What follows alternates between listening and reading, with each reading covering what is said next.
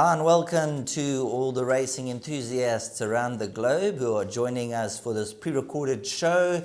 We are recording early doors on Tuesday morning for the Wednesday meeting, the 9th of October at Hollywoodbets Greyville, where racing takes place on the poly track. Joining me in studio is Dees Dynand. Dees, how are you doing? And then the obvious question is, looking at the card, what do you make of it? You know, over the weekend we saw form results, Sheldon. I think the Pick Six paid just over 2,000 Rand. Most of the fancied runners are winning. I see it no different. That was on the turf. This is on the poly track. But, the card seems to suit my eye. I think punters can play with their choices, and I think horses are expected to run to form. But I trust the racing fans are well and looking forward to this preview. Well, that's the reason we're here, to try and guide you in the right direction. Race number 1, 12:35 over 1,200 meters. It will be the opening leg of the bipot. Now, it looks to be a two-horse race. Number 6, Head Girl at 11 to 10 from 14 to 10. And the original joint favourite, number 4, Glamours, stays stock still at 14 to 10. So 11 to 10 and 14 to 10.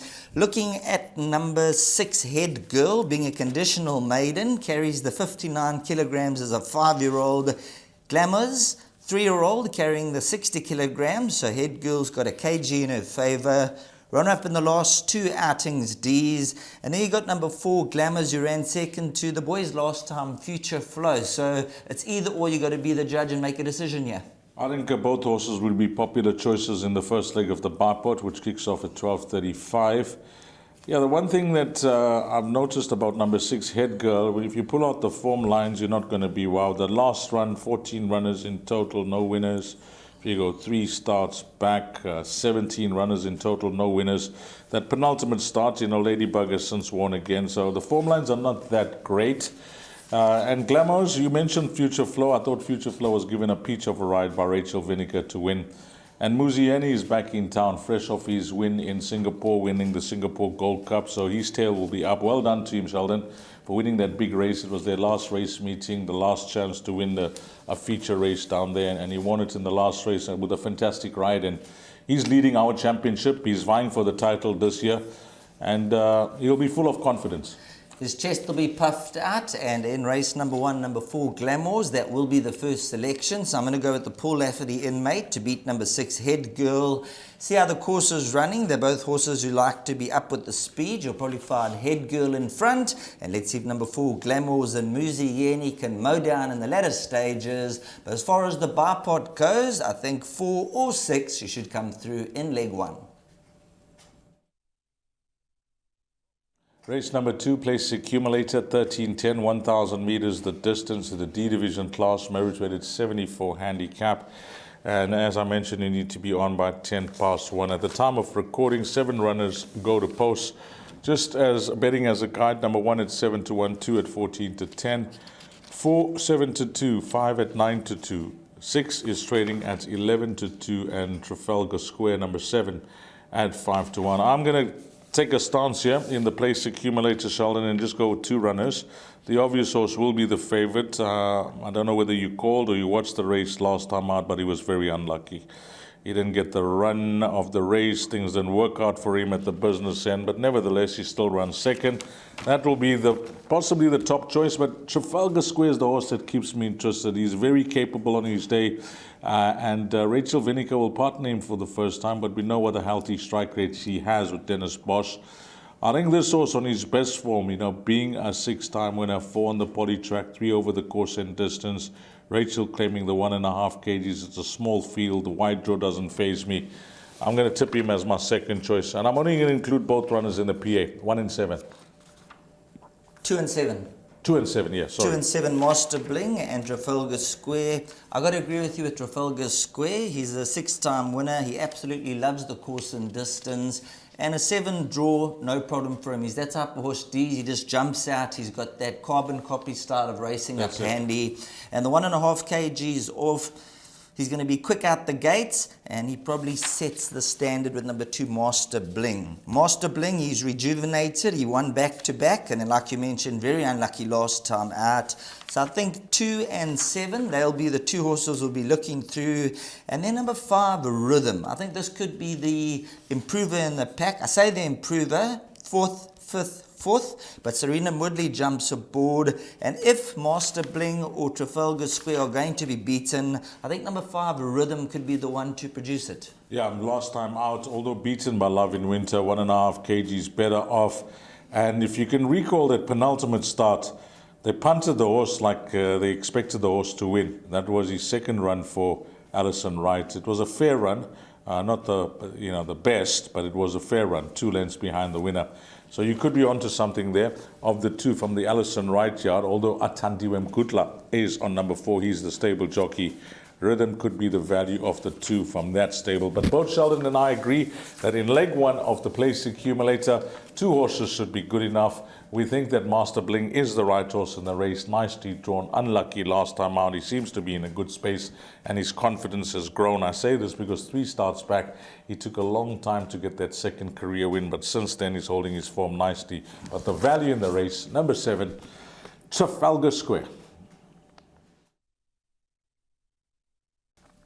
Race number 3, 1900 meters is the distance. It will be the opening leg of the pick 6. So 13:45 is the time that you need to have those pick 6 bets on.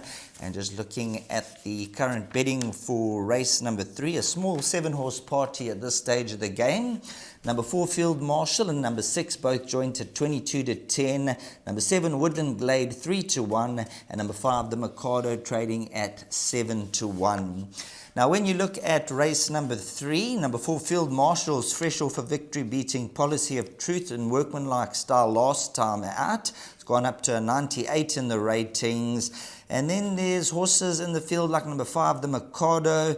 He's a decent horse. Field Marshal, of course, ran second to Salukwe in the penultimate run. The Mikado ran in the same race. We've seen Salukwe come through to Frank the form line.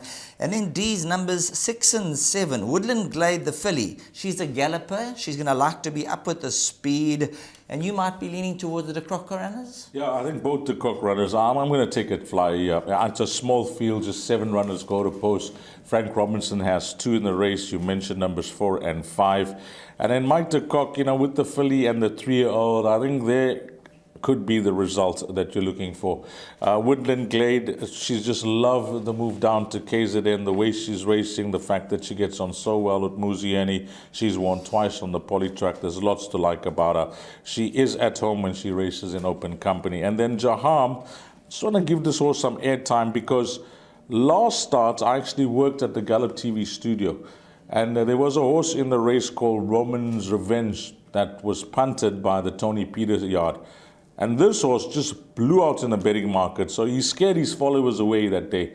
Often you see a horse that you like, but then you see this bad drift and you get put off the horse. I was, that case in point, I was liking the horse a lot. And then the horse blew out, but he won like a good thing. He won like the horse that was punted. And then Roman's Revenge, the horse that was punted, came out next time out, won by 6 lengths. By 6 lengths, yes. Yeah, so, it's just how you read the race and what risk you're about to take. That's why I often say, don't get influenced. It's a guide, it's there. It's usually spot on. When they drift out, they don't arrive.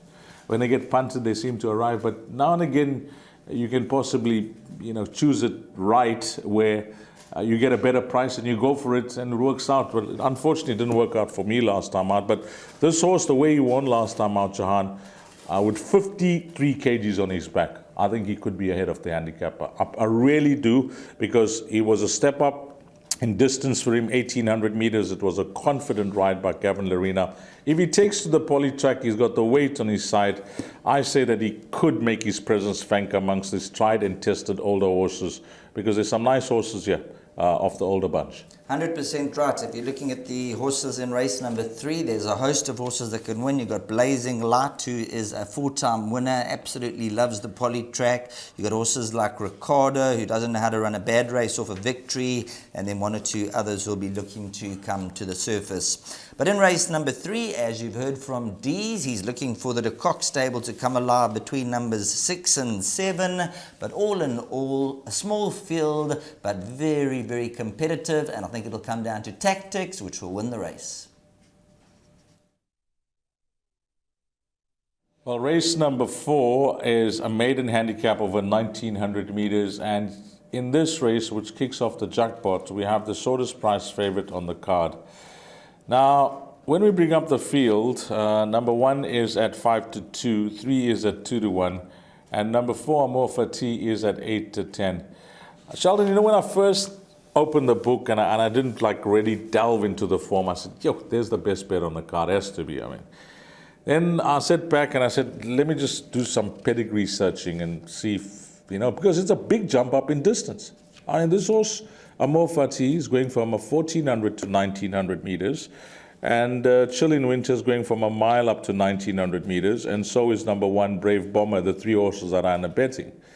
Well, there's no yardstick to compare against Amorfa T when it comes to siblings, etc. So I don't know how he's going to take to the poly track, but from what I've seen so far, especially his last start, I think he could enjoy it. But now this is the big but. Listen to this. This horse, Chill in the Air, beside being a half-brother to Shlushlui, ran in the Hollywoodbets Durban July. That horse for Mike and Adam, as he called, Breeze Over. He's a useful stayer. He's won races up to 3,200 meters. This horse is a half-brother to him. So I'm saying, of the 2, between 3 and 4, the horse that's more likely to take to the 1,900-meter trip, just based on pedigree, is going to be number 3. So I'm not convinced that this horse is an 8-10 shot here. That's what I'm trying to say. I'm saying 8-10 is too short. Well, I'm in your camp. I think that number 3, Chill in the Air, is the right one in the race, although that number 4, Amorfa T, is the odds-on favourite. From 7-10 is now 8-10. And number 3, Chill in the Air, from 3-1 is shortened 2-1. So yes, I think we could be in the right direction.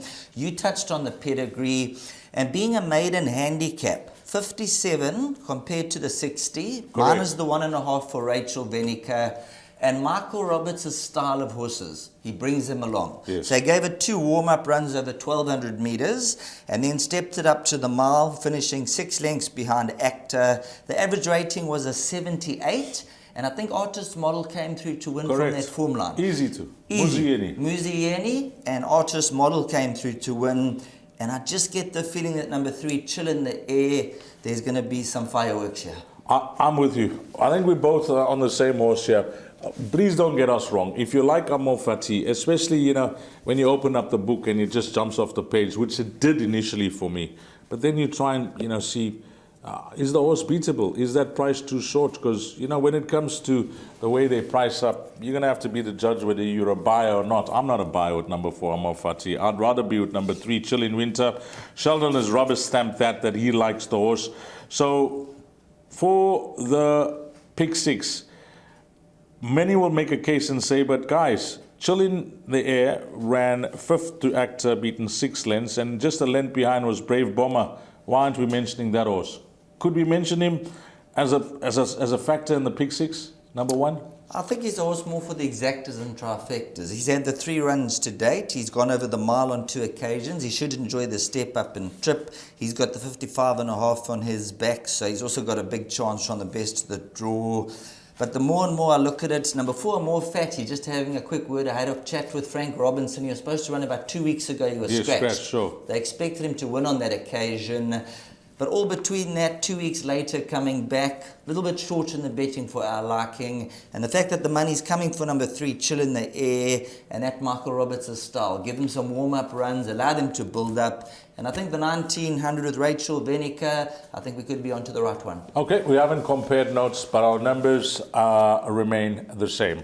3, Chill in the Air to beat, number 4, Amorfa T, and number 1, Brave Bomber. We're expecting a form result, but not in the order they have them priced up. As we move on to race number 5, which will be run over the sprint trip of 1,200 meters, 14:55 is the carded off time. And just having a look at race number 5, number 2, Blush of Dawn is your 22-10 favorite, has shortened from 28-10. 7-2, number 8, Purple Flower, and then 9-2, numbers 4, Drive By, and number 7, Spirited Flight. Now, D's race number 5, number 2, Blush of Dawn, the 8-year-old, still got that enthusiasm for racing. And I think the master stroke here could be putting Damien Pele on, taking the 4 kgs off the back. Once upon a time was a 90, now 63, minus the 4 kgs. Nice to see him have his winner the other day. And this is a horse who likes to jump out, set the pace, and I think she could be quite tough to peg back. So I'm going to go number 2, Blush of Dawn, with the horse to beat. And then the value for me is going to be number 1, Perfect Trust, at around 10-1. I think she's been a horse who's never too far off the action, and dropping back to the 1,200 from the 1 draw. I think numbers 2 and 1, and then you can make a case for 1 or 2 others. This is where I have a problem, because I initially also thought Blush of Dawn, claim for, jump, let it go, calling all angels of Paul Lafferty coming through from the form line. But then I see her sandwich in between number 1, Perfect Trust, who's quick, and number 3, Swiss Paradise, who's quicker. So she's got 2 horses on the outside and a young kid in between. I mean, the man's a young kid. Don't get me wrong. He's gaining in confidence. That's what we need with our apprentices, for them to get chances, ride at different tracks, different surfaces, grow as an apprentice. And then Damien Pele seems to be going around the right way. But this is going to be a race where you said tactics, but I think more important is luck in running from the gate. Because with Perfect Trust on your outside, that's very quick, and Swiss Paradise, that I think is quicker, and a 1,000-meter horse, you got trouble. So there is how it's going to be. I don't know if you're calling. Are you calling on the day? Yeah, I'll be calling. And the thing is, as those gates open, you're 100% right. If Blush of Dawn just gets a little bit of a nudge and Perfect Trust jumps out for a stride, or Swiss Paradise jumps because in, three horses, are vying for the lead. 100%. They're going to jump out, and they're all going to be looking to see who's going to go. They might cut throats and that. And Damien Pele, obviously, he's got Craig Zaki and Matthew Thackeray, who are a lot more experienced. Correct. And that experience could tell. So you could be onto the right thing, the luck in the running. Yeah. That 2 draw might not be the winning recipe for this individual. I actually think that, it could turn out to be a tricky race. And that is why, when I saw all the speed in the race, I said, then let me have a look for something that's going to be coming from off the speed. It'll be driving by. That's it. 100%. You hit it on the head. I think it could be Louis Courson's runner.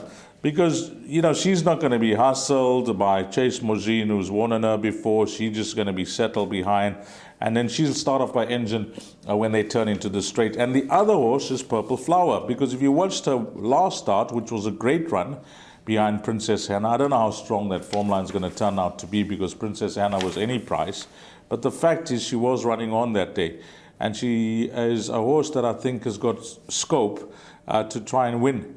Because she has come down in the ratings, and although she was given that unfair 1.5 kgs, I mean, wow, if running second she hasn't won for 189 days, and she was given £3 for running second last time out in a poor field. So it's just cost her 1.5 kgs less in this race, number 8, Purple Flower. So, now I'm caught. I really like Blush of Dawn. Then I looked at 1, and then I think Swiss Paradise can't win over 1,200, but she is the fly in the ointment here when it comes to pace. And then numbers 4 and 8. So what I'm going to suggest is, of the speedsters, I'll be in the camp of 2, Blush of Dawn. And of the runners coming from off the speed, I'm going to go 4 and 8. So I'm going to actually go 3 runners in all bets here. In numerical order, 2, 4, 8. If I'm pressed for a selection, it'll be 4. There we go. So number 4, Drive By, a horse who can certainly quicken up. And as we were chatting through the discussion, the 3 speedsters on the inside, and it could all fall into place for number 4, Drive By. So it's going to be quite an interesting race over 1,200 meters, and the race could be won or lost as the starter says go. Well, we're on to race number 6, 1,400 meters, the distance, fillies and mares 80 handicap. It is a C division class. Races 6, 7 and 8 is the last pick 3 on the card.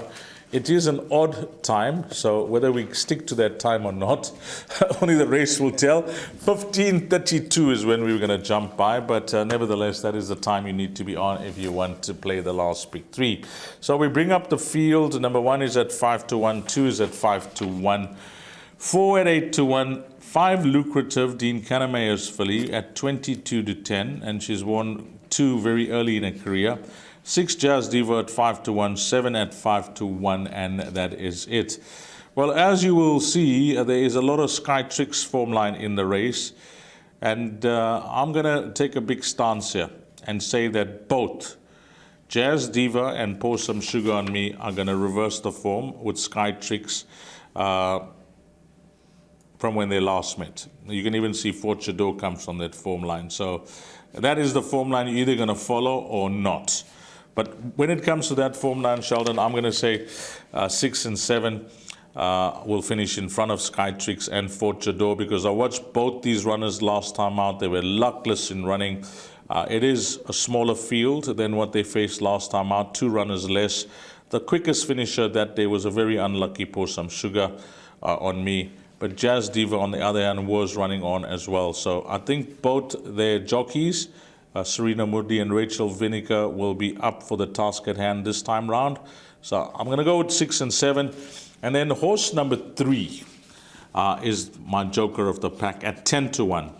And my only reason for this, because I don't know how she's going to perform on the poly track. If you watch racing over the weekend, Fiery Pegasus in the Joburg Spring Challenge for the fillies and mares nearly won the race for Joe Soma. He nearly got that feature race double. He won with Back to Business, the Joburg Spring Challenge, and she was just unlucky from the draw. Fiery Pegasus, you know, that first elbow on the inside track, she raced wide. It cost her the race, but nothing wrong with the ride, I must add. And because she ran so well in open company over the weekend, I think this horse could be anything. So at 10-1, that's going to be the value in the race.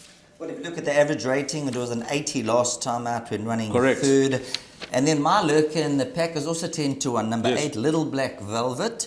Also ran in higher company last time behind Perilla. It was a 91 handicap, average rating an 82. But against her is the apprentice is still very young. He's still learning the tricks of the trade. Has he had a winner? I don't know. I don't know. I don't think he's had a winner just Let's yet. have a look at the front. Have a look in the front Mr. there. Mbutu. While you're having a look there, Yes. I'll give you the stats. Course and distance, 6 runs, 2 wins, a second and 3 fourths. So a horse who likes to jump, and looking at the race pace-wise, I think if he can get a handle of this horse and get across, he might be able to lurk into the exactors. So maybe numbers 3 and 8, we can play some swingers and exactors. And if they manage to come through past the post first and second, then we're out of it. Yeah, he's had 14 rides for a second, third, and a fourth. Time for a winner now. Time for a winner. So timing him right. And yeah, young Mbuto, all the best here. Sheldon likes you. Maybe you can do young Sheldon a turn here with number 8, Little Black Velvet, who does come into the race with some fair form. And you know what's nice about the young kid? He's riding for Garth. Different class. How many winners is the first winners? We can even go as far as saying not how many winners he's given these young kids. Their first winner. I mean, I've lost count because most of the time you interview the kids having their first winner, it's Garth Pullett, the trainer. 100% right. He's one of those horsemen of top quality. He was a rider at the utmost quality, and he teaches his apprentices, and even when they win, he gives them guidance of what they could have done, try to do different things in that. So he's an absolute professional, and he'll give Mbuto the instructions, and he'll give it down to the T. As long as he can get the horse placed and he's not too wide, or the horse doesn't pull, I'm sure this will run a big race here. So race number 6, we're both looking for a little bit of an upset here with numbers 3 and 8. But when you look at the race, there's a lot of Skytrax form line there, and you heard D's numbers 6 and 7, and then you even got horses like number 5, Lucrative, who's won 2 from 3. So very, very difficult to make a case in race number 6 for horses that can't win, but we're going to look for the 10-1 shots, numbers 3 and 8, and hopefully we can get a bit of a result.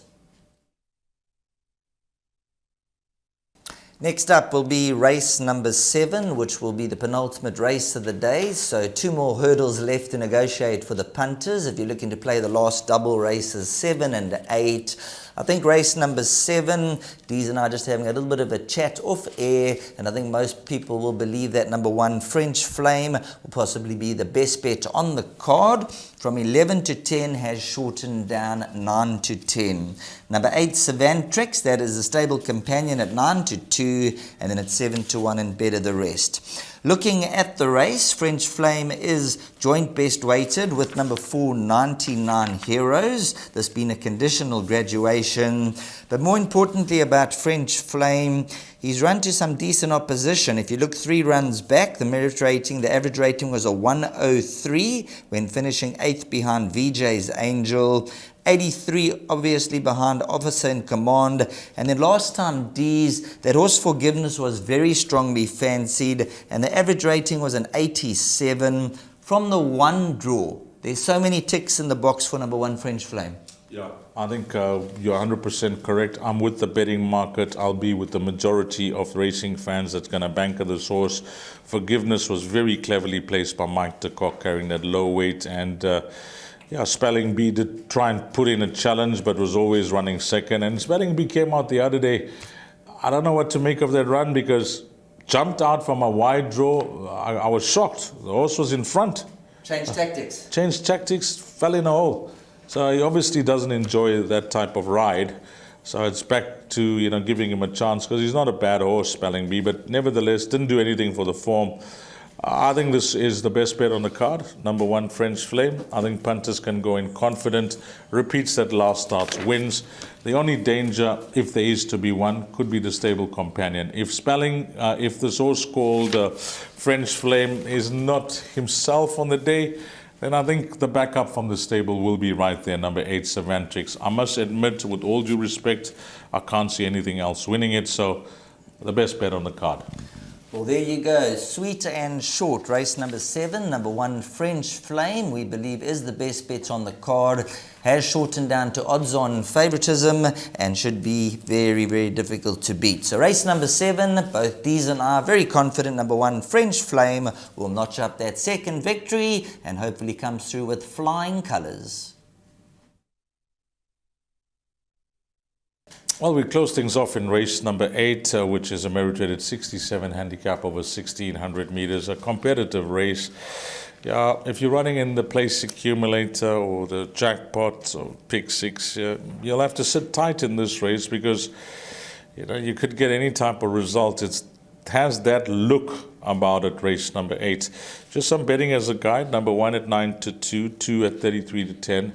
Horse number 6 at 11 to 2, 7 at 5 to 1, number 8 at 11 to 2, and then the horse that I'm possibly going to be tipping, Sheldon, is Wave Warrior. That's trading at 4 to 1. Course and distance record is there.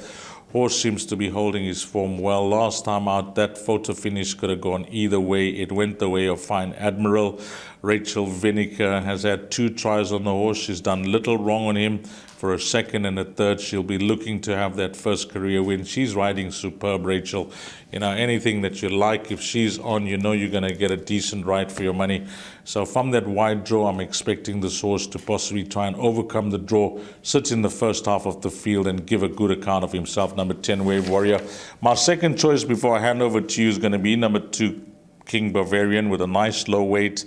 His last 2 starts will keep you interested. And then my third choice is going to be number 6, Kerari's Dream. I'm going to take a stance with this fella. I'm going to say they've been racing him over further, which is unsuited.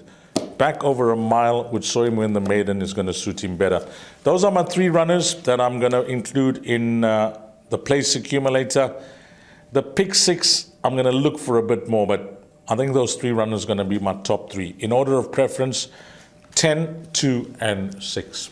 I'm not going to argue much with you there. Number 6, Karori's Dream. I think you're 100% right. Dropping to the 1600 meters. That's the distance that he won the maiden over.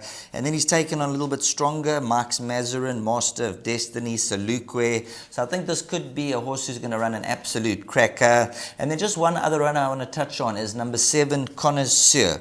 Now, when this horse won the maiden, the money came for him, has dropped down to a 66 in the rating. So last run was a 69, and after running 2.5 lengths behind Ricardo, they've dropped to a 66. Only negative, 2 runs on the poly, never shaped, but I'll just say perhaps those weren't the right races on the day, and he wasn't 100% himself, Connoisseur. So the horses you've mentioned, they'll be the horses to beat, and then number 7, Connoisseur, let's just have a look, also in the betting. So it's 5-1 about Connoisseur. He'll be the horse that I will be including in all bets, but I think you're on the right path there with the horses that you've selected, Dees. 2, 6, 10 were the numbers that both Sheldon and I agree that I touched on first, and Sheldon gave you number 7. So we have a space for one more. It's a field of 10 runners.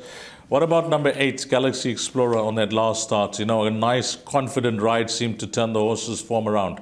Well, last time out, number 8, Galaxy Explorer was one of my lurkers in the pack, and I said one of those horses to throw in at a big price. Much improved run, went 3rd to Ricardo, so I think definitely worth throwing in. I know from day one that the Tony Rivelin stable, they really rated him, and he's been a little bit of an underachiever. So in numerical order, our numbers here for the pick 6 will be 2, 6, 7, 8 and 10.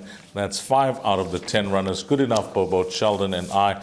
A big thank you to Sheldon Peters. It's been an absolute pleasure doing this preview show with him, to our Gallop TV team, and to you, the racing fan. Have a blast, find all the winners. And until we meet again, you take care. Salaniga. A race by race preview done with Sheldon Peters, and now for the suggested bet. And Sheldon said, well, I've done it the last 2 meetings, Dees. You better get on now. So let me try and give you a suggested bet. And it's going to be Jackpot 2. Jackpot 2 basically starts in race number 5. So the 5th race, what I've done there is numbers 2, 4 and 8, Plus of Dawn, Drive By and Purple Flower. Pace is going to be on. Let's see what happens in that race. Then 3, 6 and 7. Number 3 being Mike the Cox Runner, 6 Jazz Diva and 7 Pour Some Sugar on Me. If you want to include one more, Sheldon didn't like number 8, Little Black Velvet. Then on to the next race, where both Sheldon and I made French Flame the best bet on the card. Just some cover. If you know, horses can have off days, but I think if this horse does have an off day, the only danger is his stable companion, which I've included there, number 8, Savantrix. Then on to the last leg, I've gone 2, 6, 8 and 10. And one more runner that you can include there that Sheldon liked is number 7, Connoisseur. And that is it, guys. That is the suggested bet, which is Jackpot 2. It looks like a card where you can minimize your spend with the exotics. I'm hoping that the form will hold up and stand up, and everything that jumps off the page arrives. Thanks to Sheldon Peters, thanks to the Gallop TV team, and to you, the valued racing fan. Hopefully it turns out to be a wonderful day if you are racing in Hollywoodbets Greyville on this Wednesday on the Poly track. Until we meet again, you take care. Salaniga.